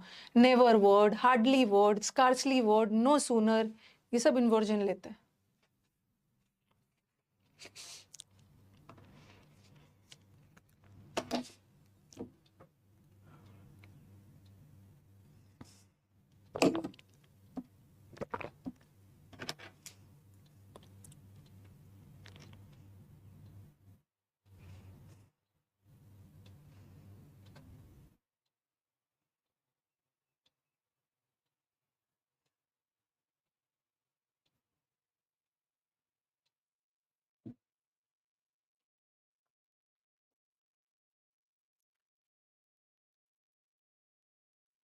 अब बोलोगे कि देखो नेवर एडवर्ब है ना, हेल्प की विशेषता बता रहा है, हेल्प की विशेषता बता रहा है, तो ये एडवर्ब है, वर्ब की विशेषता। यहाँ भी, हाँ यहाँ भी ये देखो, ये वाला देखो, और ये देखो, यहाँ पे नेवर बीच में है और यहाँ पे नेवर शुरुआत में है, सब्जेक्ट के बाद वर्ब।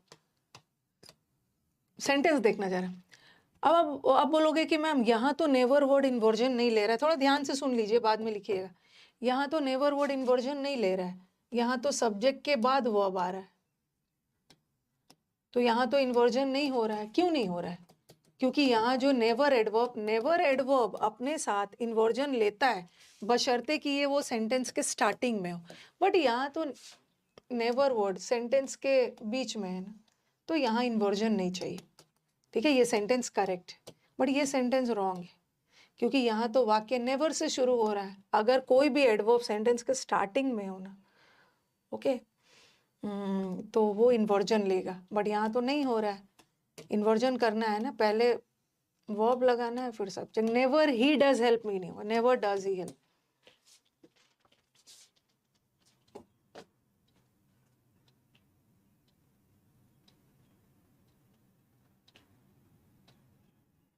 टिप्स फॉर एसएससी वही है जो क्लास में बताते रहती हूँ। टिप्स नहीं मांगना है, ये एक एग्जाम है, जैसा जैसा बताया है वही करना है।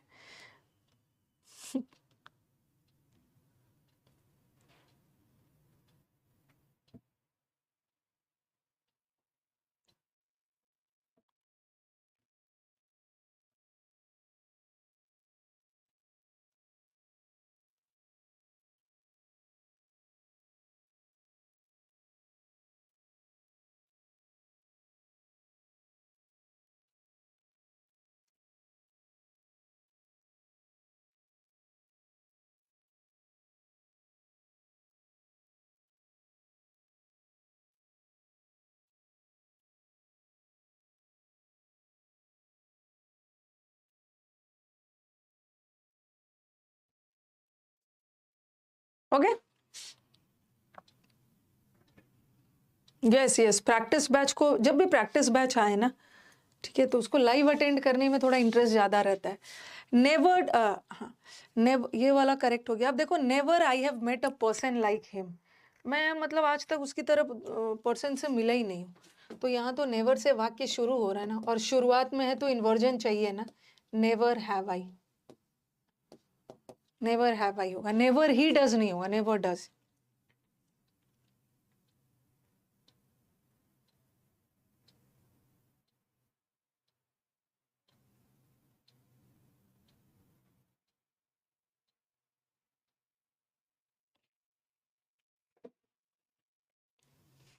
जिसने प्रैक्टिस कोर्स 5.0 को लेट से खरीदा है, पूरा कंप्लीट नहीं किया है, तो वो तो क्रैश में नहीं आएगा, पूरा 5.0 खत्म करेगा। चलो ये भी हो गया। कभी कभी ऐसा भी आ जाएगा, देखो नेवर, अरे क्या है जो, देखो ऐसा भी आ जाएगा, never, never he has helped me, ये सब अभी मत लिखना है। Never he has helped me, उसने कभी भी मेरी हेल्प नहीं की है, और he has never help me, ठीक है, he has never help me. तो यहाँ पे देख लो, यहाँ का नेवर शुरू में आ रहा है ना, नेवर वर्ड हमेशा इन्वर्जन लेता है, बट शुरू में आए तब, तो ही हैज नहीं होगा, नेवर हैज, पहले वर्ब आएगा फिर सब्जेक्ट, बट यहाँ तो नेवर बीच में आ गया, और बीच में आ गया तो इन्वर्जन नहीं आया, नहीं आया।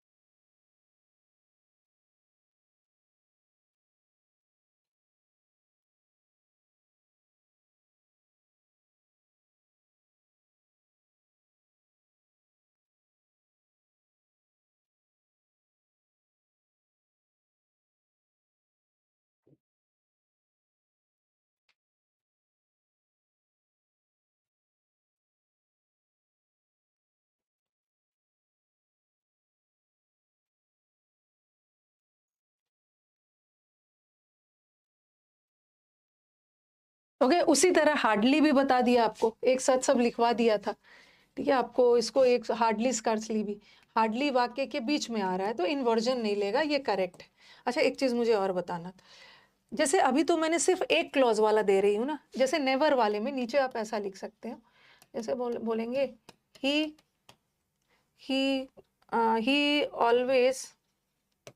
he always comes to my house. Okay, he always comes to my house and he never, ये सारे सेंटेंस में ना मैंने एक ही क्लॉज रखा है। ठीक है, आप देख रहे हो यहाँ पे एक ही क्लॉज है, तो हट ही नहीं रहा, एक ही क्लॉज है, छोटा सा सेंटेंस है, एक ही क्लॉज है। अगर नेवर वाक्य के शुरू में हो ना तो इन्वर्जन लेगा, यहाँ पे नहीं ले रहा था, यहाँ पे ले रहा था, यहाँ पे भी एक ही क्लॉज रखा है। बट कभी कभी वाक्य थोड़ा सा लेंदी आता है, he always comes to my, मेरे घर हमेशा आता है, but he never helps me. ठीक है, और एक सेंटेंस मैंने लिखा, he always comes to my house. ये मत समझना ना कि मैम ने बोला है कि सेंटेंस के स्टार्टिंग में नेवर हो तभी इन्वर्जन होगा। ओके, लेकिन कभी कभी सेंटेंस में दो क्लॉजेस हो, उससे बता रही हूँ। And never he helps me. जरा सेंटेंस देखना इसको, इस सेंटेंस को मैंने थोड़ा सा लेंदी किया है, इसमें दो क्लॉज है। एक ये है सब्जेक्ट, जब कंजंक्शन आ जाएगा तो दो क्लॉज तो आएगा ही। ये है सब्जेक्ट और वर्ब, और सब्जेक्ट वर्ब मिलके क्या बना रहा, बाकी के सारा सेंटेंस में एक ही क्लॉज रखा था ये, और यहाँ पे एंड से जुड़ा है, यहाँ भी दो क्लॉज आया, सब्जेक्ट है और ये वर्ब। ठीक है, तो आप बोलोगे कि मैम आपने तो बोला है कि सेंटेंस के स्टार्टिंग वाले में हो तभी इन्वर्जन लेता है, लेकिन यहाँ पे देखो इस वाक्य में दो क्लॉज है, ये एक पूरा है और यहाँ से भी एक नया क्लॉज स्टार्ट हो रहा है ना। ठीक है, यहाँ से भी तो एक नया क्लॉज हो रहा है, बट इस क्लॉज में इन्वर्जन नहीं आएगा क्योंकि नेवर बीच में आ रहा है, नेवर बीच में आ रहा है तो इन्वर्जन नहीं होगा। लेकिन ये वाला सेंटेंस में आप कंफ्यूज हो गए, आप बोलोगे कि मैम ने तो क्लास में बोला है कि जब सेंटेंस के स्टार्टिंग में नेवर लगाओ, never did he help me, उसने कभी नहीं मेरी हेल्प की, तब इन्वर्जन करना। बट यहाँ का नेवर तो सेंटेंस के स्टार्टिंग में थोड़ी है, यहाँ का नेवर तो सेंटेंस के बीच में है, लेकिन यहाँ बीच में नहीं है, यहाँ भी स्टार्टिंग में है। यहाँ पे दो क्लॉज जुड़ा हुआ है, एक तो ये वाला सेंटेंस का पार्ट है और एक एंड से जुड़ के यहाँ भी तो एक सेंटेंस का पार्ट आ गया, एक क्लॉज आ गया। तो इस क्लॉज में भी तो नेवर शुरू में लगा हुआ है ना, तो यहाँ भी तो इन्वर्जन चाहिए। तो नेवर, यहाँ पे नेवर ही हेल्प्स मी नहीं होगा, नेवर प्रेजेंट टेंस है, does he help. Okay, never does he help me, inversion चाहिए क्योंकि नो डाउट यहाँ नेवर बीच में है, लेकिन एंड से जुड़ गया है तो अब तो ये स्टार्टिंग में एक क्लॉज में आ गया, तो नेवर डज ही लगा दें।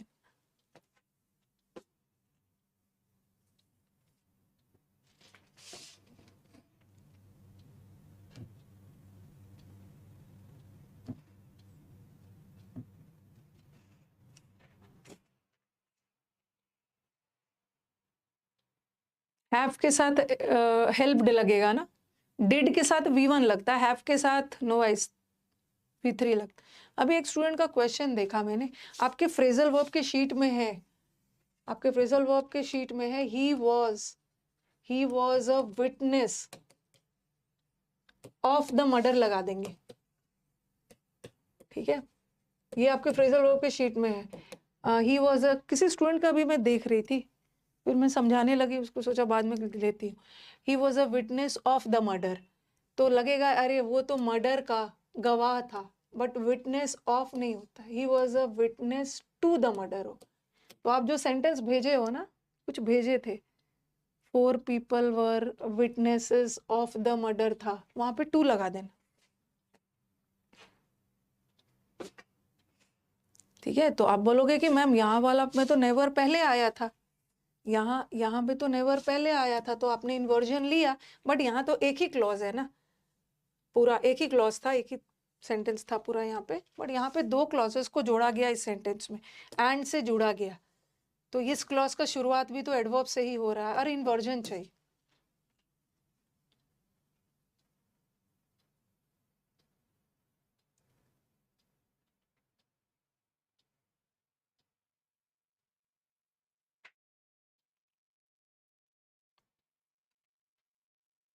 और हार्डली वाला भी देखो,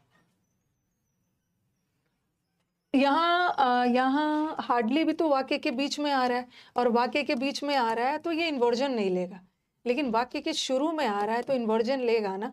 लेकिन यहाँ तो नहीं हो रहा है, सब्जेक्ट के बाद वर्ब आ रहा है, ये गलत है। ही डिड नहीं होना चाहिए, डिड ही होना। कॉपी करिए। 4 पीपल भी राइट है। अरे 4 पर्सन्स 4 पीपल भी लगा सकते हैं। पीपल को वैसे पर्सन्स करने की जरूरत नहीं है।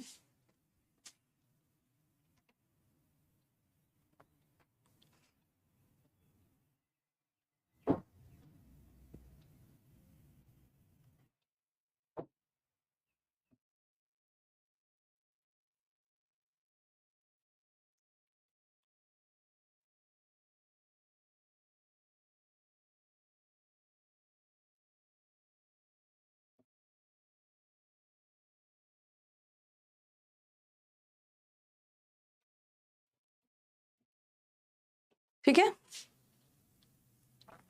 पर्सन्स करने की जरूरत नहीं है, 4 पीपल भी लगा देते। करोगे ना तो कहीं से एसएससी ऑक्सफोर्ड का उठा के चिपका देगा, बोलेगा ये राइट है।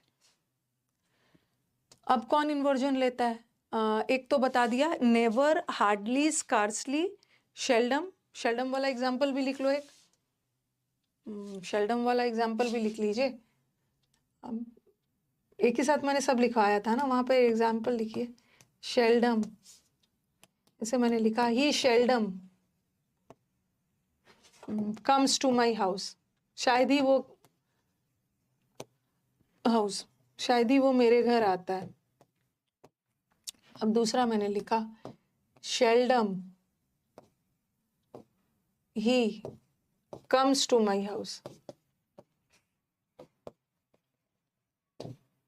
अब देखो जरा सेंटेंस, यहाँ पे शेल्डम भी अपने साथ इन्वर्जन लेता है, बट यहाँ पे नहीं ले रहा है। यहाँ पे नहीं ले रहा क्योंकि वाक्य के शुरू में, ठीक है, वाक्य के शुरू में लगा है, बट यहाँ मतलब सॉरी वाक्य के बीच में लगा है, बट यहाँ तो वाक्य के शुरू में लगा है। ओके, शेल्डम तो वाक्य के शुरू में लगा है, तो यहाँ इन्वर्जन चाहिए ना, तो आप बोलोगे कि मैम ऐसा लिख दें, शेल्डम ऐसा लिख सकते हो, शेल्डम कम्स ही। शेल्डम्स की नहीं, ये गलत हो जाएगा, शेल्डम कम्स ही नहीं होगा, इसमें हम क्या करेंगे, डस कम लगा देंगे। ठीक है, हमें तो इन्वर्जन चाहिए ना, does come. Does come is equal to comes, but auxiliary verb के बाद यहाँ V1 लगा दिया, तो शेल्डम कम्स ही नहीं होगा। हमें इन्वर्जन करना है, तो आप बोलोगे मैम यहाँ भी तो इन्वर्जन हो रहा है, शेल्डम इसमें ऑक्सिलरी लेंगे, does he come, does he come to my house. ठीक है, तो ये गलत है, शेल्डम कम्स ही नहीं होगा, seldom does he come. Did नहीं लगाओगे क्योंकि सेंटेंस प्रेजेंट टेंस में जा रहा है।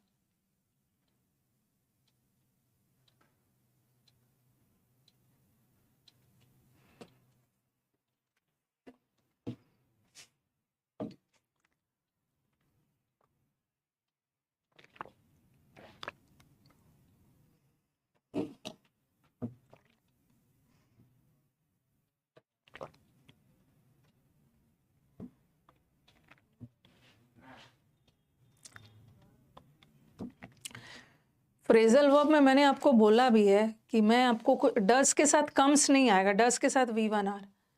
ओके, इसीलिए तो मैं आपके समुद्र मंथन बैच को और लेंदी थोड़ा करवा रही हूँ। मैं आपको कुछ इंपॉर्टेंट फ्रेजल वर्ब्स करवाऊंगी क्योंकि एग्जाम पास आ गया है।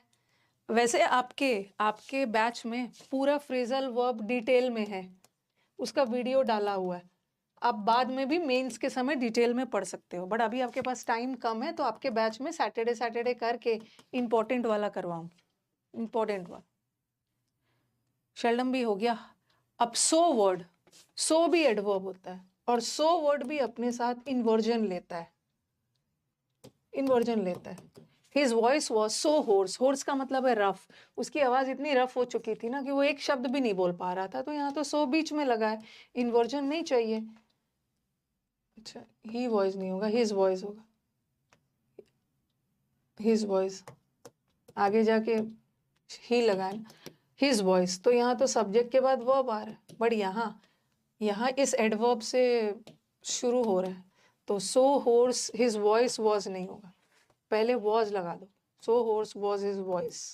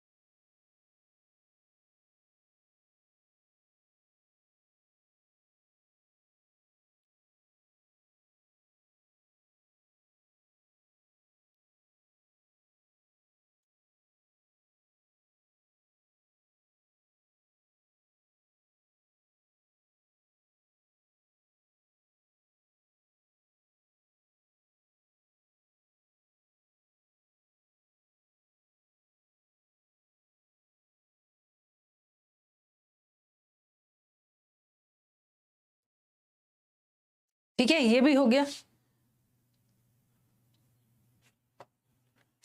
सो भी लेता है अपने साथ। फिर नॉट भी उस दिन बताया था ना आपको कि नॉट वर्ड भी एडवर्ब होता है। अगर वाक्य नॉट भी अपने साथ इन्वर्जन लेता है, बशर्ते कि वो वाक्य के शुरू में हो।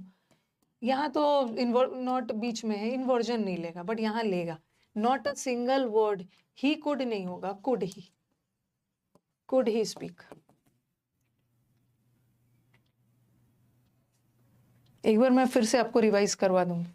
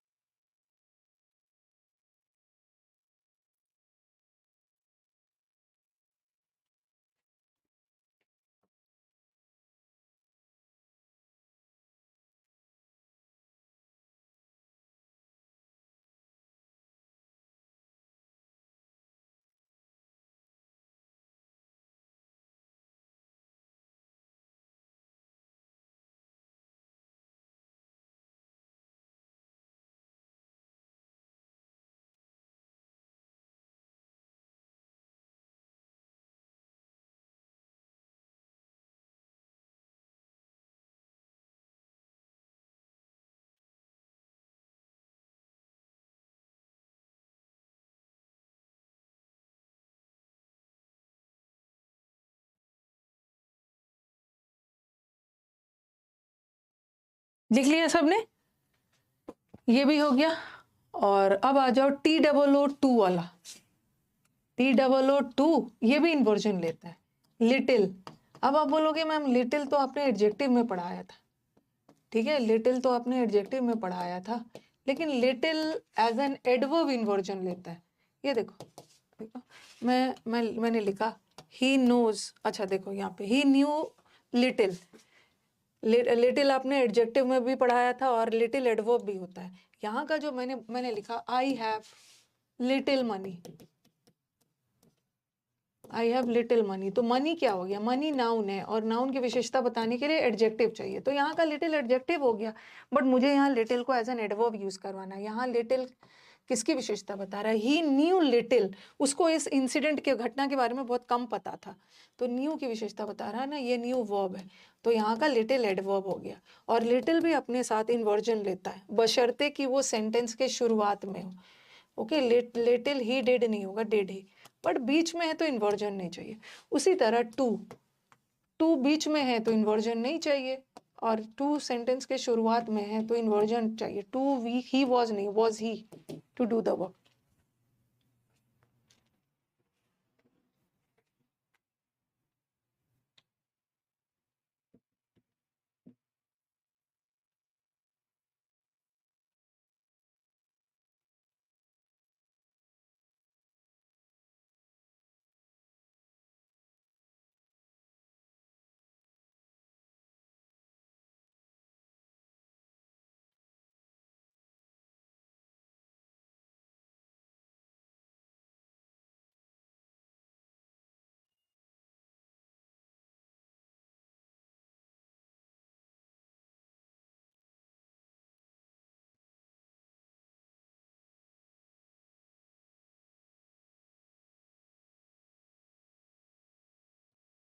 लिख लिया सबने?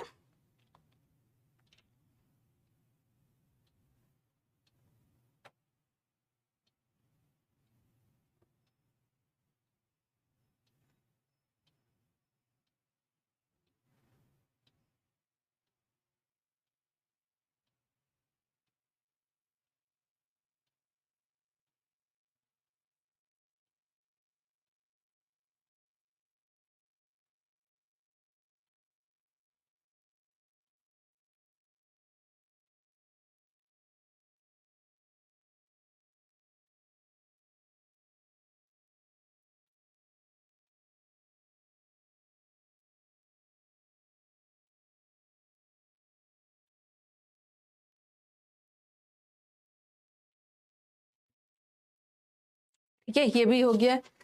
अब लास्ट में मैं एक बार आपको सारा लिखवाती हूँ, एक जगह लिख लो, एक जगह रहेगा तो याद रहेगा।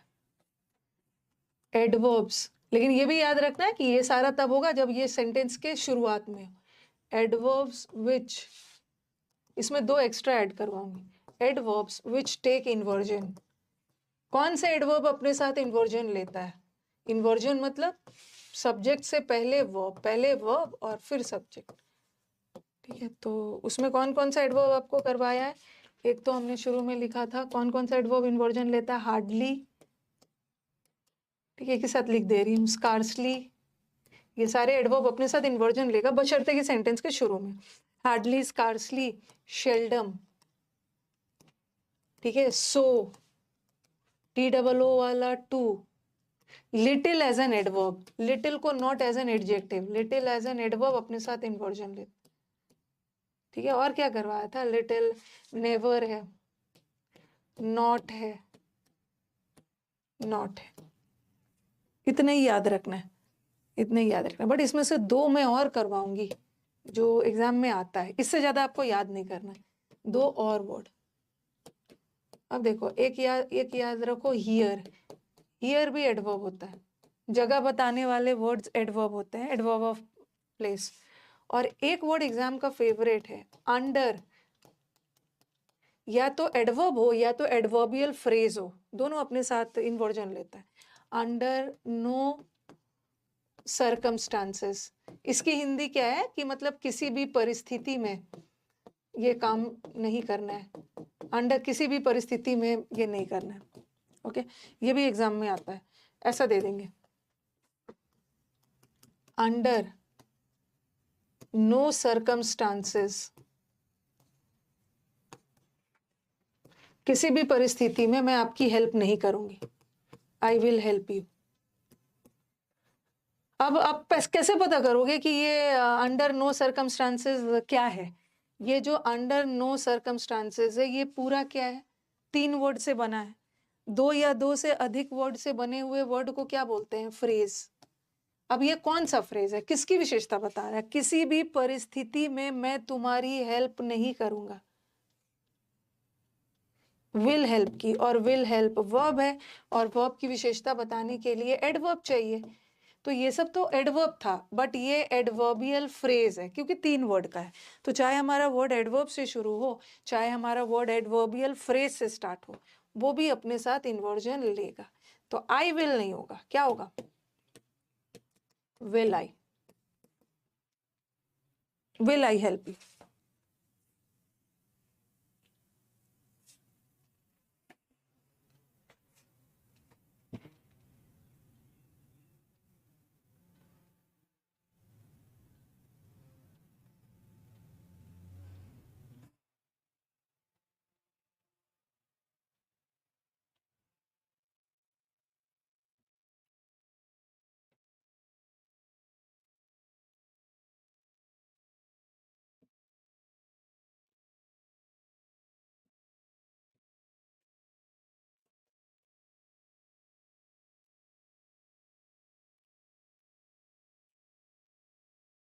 ये हो गया।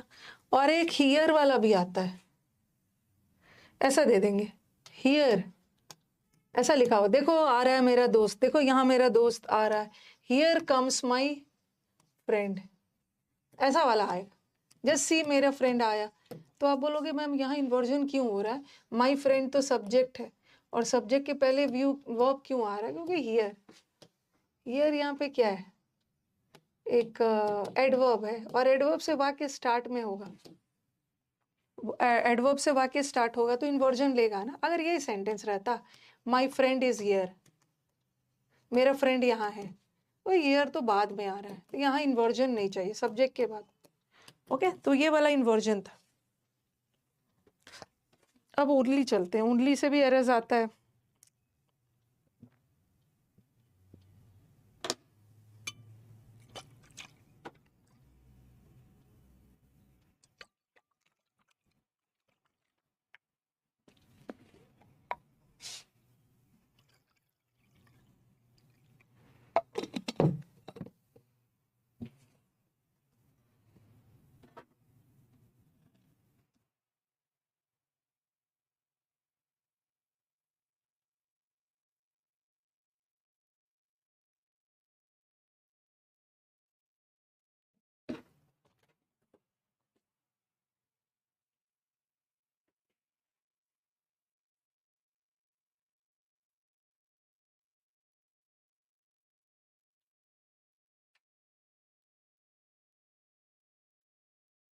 ठीक है, ये भी इन्वर्जन है। हाँ, ओनली का मतलब होता है सिर्फ, ये यूज ऑफ ओनली लिखिए, ऐसे लिखिए, जगह ही नहीं है।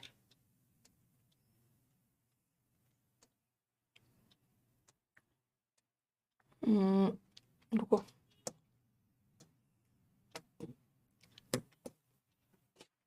कल आराम से खत्म हो जाएगा। ओनली, ये भी एक रूल है, यूज ऑफ ओनली। ओनली का हिंदी क्या होता है? ओनली का हिंदी होता है सिर्फ या केवल। तो हम ओनली वर्ड को उसी वर्ड के पहले लगाते हैं ना जिस वर्ड की विशेषता वो बता रहा है। ठीक है, ओनली वर्ड का यूज, पहले ये लिख लो, use of only. Only word को उसी वर्ड के पहले लगाते हैं जिसकी विशेषता वो बता रहा है। एक एग्जाम्पल देती हूँ, जैसे लिखा मैंने, ओनली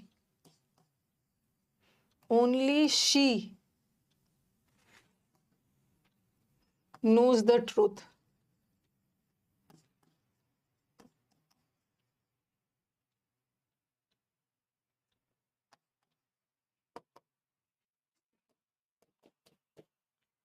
फिर मैंने लिखा she only speaks but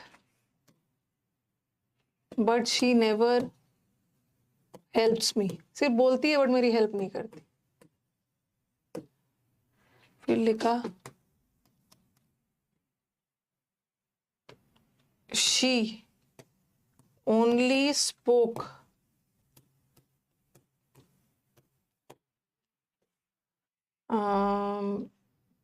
रुको रुको रुको, यहाँ पे इसको भी पास्ट करती। सिर्फ वो बोली ही थी बट कभी मेरी हेल्प नहीं की।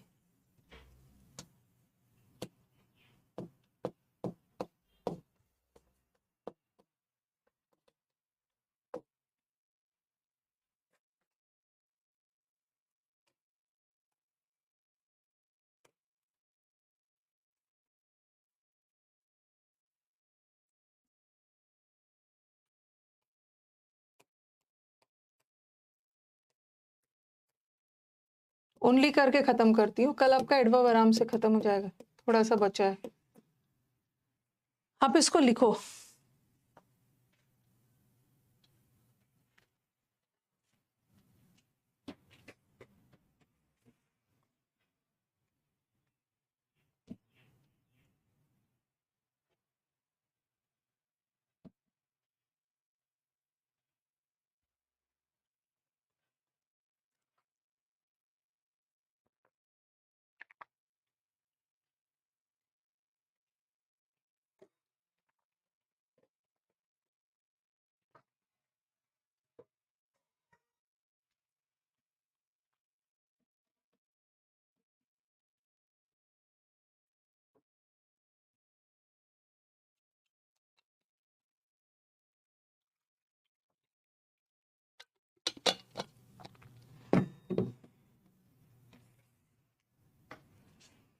ओके, हेल्प्स 2 बार लिख दिया था। अब देखो पहला सेंटेंस वाला, पहला और दूसरा सेंटेंस दोनों सही है। एग्जाम में ऐसा तो आएगा नहीं, दोनों सही है, पहला और दूसरा दोनों सही है, बट दोनों सेंटेंस का सेंस अलग जा रहा है। यहाँ ओनली वर्ड को उसी वर्ड के पहले लगाना है ना जिसकी विशेषता वो बता रहा है। यहाँ पे ओनली शी के पहले लगा है और यहाँ ओनली लगा है स्पोक के पहले। तो ओनली जिस वर्ड के पहले लगा है ना वो उसकी विशेषता बताता है और मीनिंग चेंज हो जाता है। इस सेंटेंस का मतलब क्या जा रहा है, only she knows the truth. इसका मतलब है केवल वह सच्चाई जानती है। ओके, ओनली शी, बाकी लोग सच्चाई नहीं जानते हैं, सिर्फ और सिर्फ एकमात्र शी ही सच्चाई को जानती है। तो यहाँ ओनली वर्ड शी की विशेषता बता रहा है, सिर्फ शी जानती है, बाकी के लोग नहीं जानते। बट यहाँ ओनली वर्ड शी के पहले नहीं लगा, यहाँ ओनली वर्ड स्पोक के लिए लगा है। और यहाँ पर ना कंपैरिजन हो रहा है, देखो हेल्प्ड और स्पोक के बीच में। यहाँ पे क्या बोल रहे हैं, शी ओनली स्पोक, उसने सिर्फ और सिर्फ बोला बट हेल्प नहीं किया। तो यहाँ ओनली वर्ड स्पोक की विशेषता बता रहा, उसने सिर्फ बोला बट मेरी हेल्प नहीं की। ओके, यहाँ स्पोक और हेल्प के बीच में हो रहा है और यहाँ सिर्फ बता रहा केवल उसको पता था। तो ये दोनों सही है बट दोनों का मतलब अलग जा रहा है। यहाँ पे सिर्फ शी ही एक लड़की थी जिसको सच्चाई पता था और यहाँ पे शी ने सिर्फ बोला ही, ठीक है ना, शी ने सिर्फ बोला ही बट मदद कभी नहीं की। तो यहाँ तो दोनों सही है बट दोनों का सेंस अलग जा रहा है, दोनों का सेंस अलग जा रहा है, बट है दोनों सही। बट ऐसा एग्जाम में आएगा नहीं। बट नीचे वाला सेंटेंस देखो, नीचे वाले सेंटेंस में बताओ कहाँ पे एरर है, किसके किसके बीच में कंपैरिजन हो रहा है।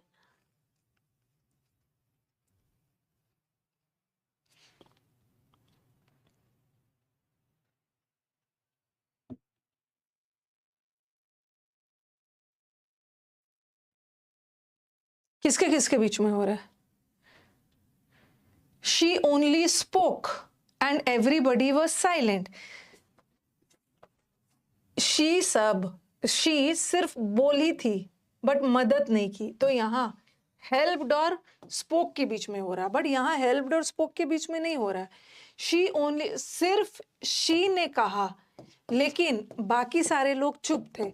तो यहाँ शी का कंपैरिजन बाकी सारे लोगों से हो रहा है।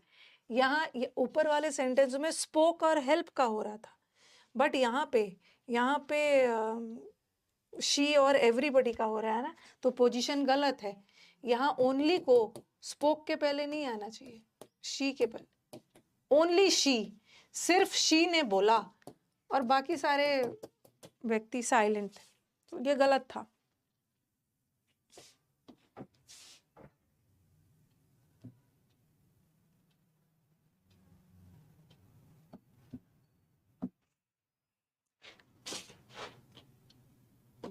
इसका ना मैं एक एग्जाम्पल देती हूँ, ये क्वेश्चन भी एक आया हुआ, ढूंढने दीजिए।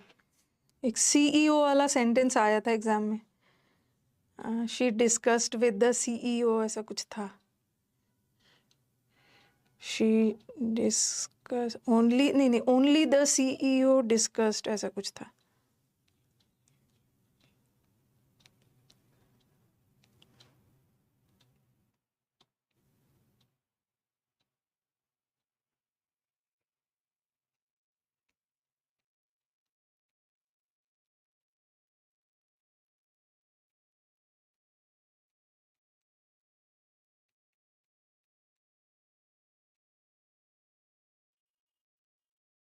मिल गया, ठीक है।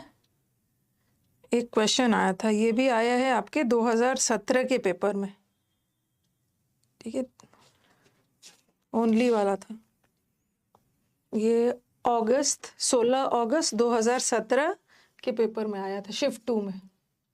ये एक सेंटेंस था, द सीईओ, कंपनी का CEO, the CEO only discussed,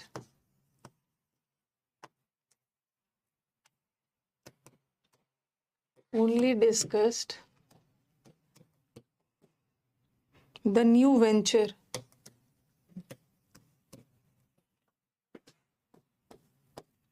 अपने न्यू प्रोजेक्ट के बारे में with his manager.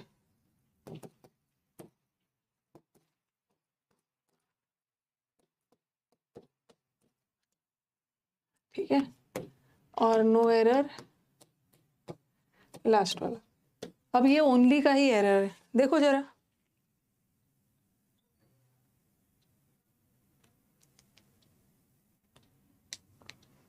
Here comes my friend में कोई एरर नहीं।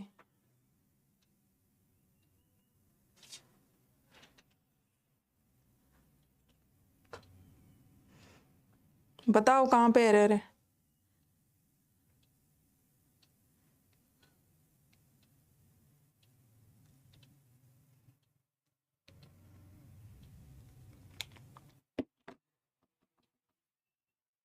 कहाँ पे एरर है? The CEO only discussed.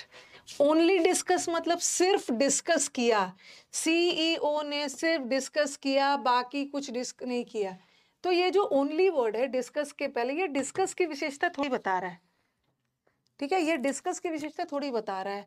ये या तो इस सेंटेंस यहाँ पे ओनली का पोजीशन गलत है, क्योंकि सीईओ ने सिर्फ डिस्कस किया, ठीक है, तो डिस्कस वर्ड का कंपैरिजन किसी से थोड़ी हो रहा है। यहाँ पे इस सेंटेंस को दो तरीके से सुधारा जा सकता है, एरर तो यहीं पे ए पार्ट में ही है। आप क्या कर सकते हो, द सीईओ ओनली, जैसे बोल रहे हैं ना, सीईओ ने सिर्फ और सिर्फ नया प्रोजेक्ट के बारे में मैनेजर से डिस्कस किया, बाकी प्रोजेक्ट के बारे में नहीं डिस्कस किया, तो ओनली यहाँ पे ले आओ।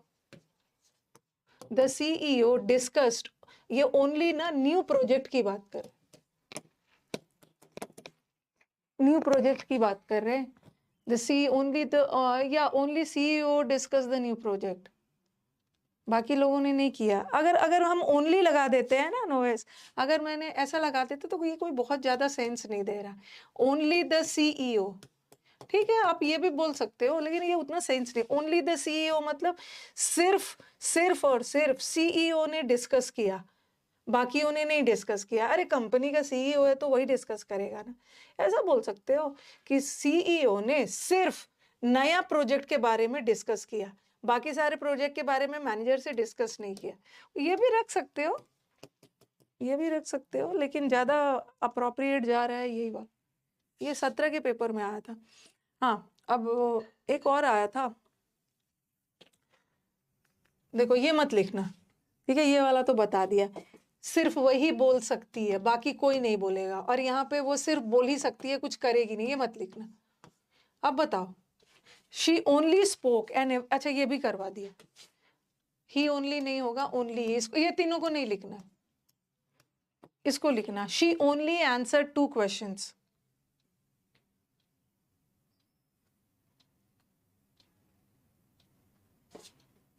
अगर मैनेजर वाला में लगाओगे ना तो फिर आपका एरर किसी दूसरे में हो जाएगा, तीसरा पार्ट में एरर हो जाएगा।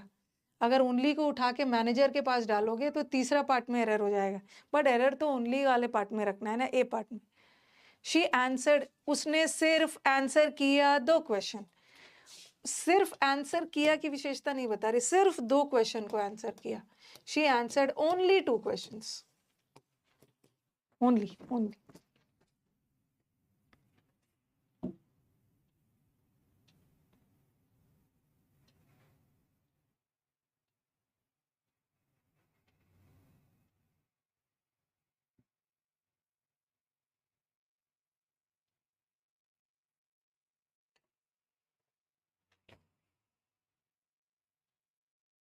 ठीक है, नेक्स्ट पर चलते हैं। She answered only 2 questions. ये भी आपको प्रीवियस ईयर में कहीं मिलेगा, 2014-15 वाले पेपर सेट में मिलेगा। The only death of her son, only death मतलब सिर्फ डेथ नहीं, एकमात्र डेथ नहीं, एक लौटे बेटे का डेथ, एकमात्र डेथ थोड़ी होता है। The death of her only son, only son मतलब केवल एकमात्र बेटे का डेथ उसके लिए बहुत शॉकिंग था। She only Yeats strawberries for dinner, अगर मैं ईट के पहले लगाती हूँ तो क्या निकल रहा है, वो सिर्फ खाती है, वो सिर्फ खाती नहीं है, वो डिनर में सिर्फ स्ट्रॉबेरी खा खा के काम चलाती है। ओनली वर्ड स्ट्रॉबेरी की बता। They only work when they need money, they only work का मतलब है वे सिर्फ वर्क करते हैं, नहीं, वे वर्क तभी करते हैं ना जब उन्हें पैसों की जरूरत होती है, तो they work only when, only when they need, तो ये ओनली वाला एरर भी मिल जाएगा, लिख लीजिए इसको। अब इसको फाइनली कल आपका लास्ट क्लास होगा, कल मैं थोड़ा सा आपको पास्ट पार्टिसिपल और प्रेजेंट पार्टिसिपल और वेरी और सो के बीच का डिफरेंस बताऊंगी।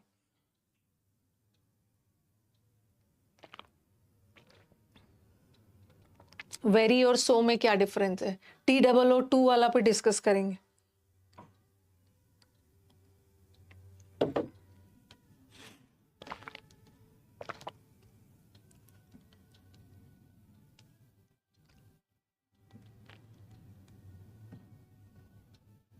आज यूसी लाइव ऐप पे भी 11:30 बजे से मॉक टेस्ट, आज फ्राइडे है ना, मॉक टेस्ट होता है, दीजिएगा।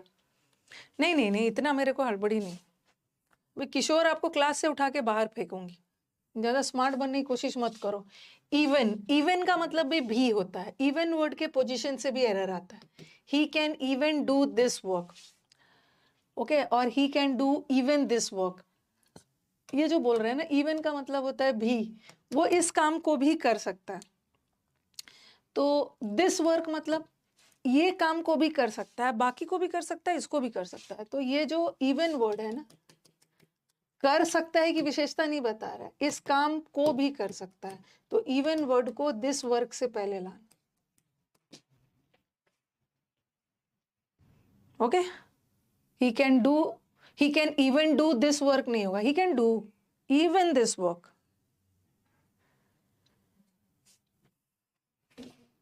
आज खत्म कर दीजिए, लग रहा है कल किसी से मीटिंग है आपकी, जिससे भी कल मीटिंग है बोल देना कि हमारी मैम ने मेरे साथ गलत किया है, मैं तुमसे संडे को मिलूंगा, और वो भी 100 एरर्स, मैं तुमसे संडे को मिलूंगा, वो भी जो 1000 एरर दिया है ना, उसमें से 100 बनाने के बाद मैं मिलने आऊंगा,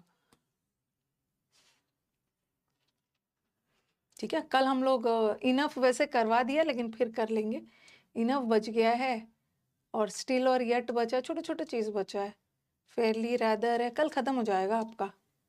वेरी और मच के बीच का डिफरेंस, ठीक है, और ये लास्ट छोटे छोटे रूल्स बचे हुए, टू मच और मच टू, सो और मच, टू और, अच्छा, अरे ये तो सो और सच तो पढ़ा दिया है, ठीक है, इसको पढ़ाने की जरूरत नहीं है, इसको तो मैंने डिटेल में, सो भी दैट लेता है, सच भी दैट लेता है, ये तो मैंने कंजंक्शन चैप्टर में बहुत डिटेल में पढ़ा दिया, वहां से देख लेना।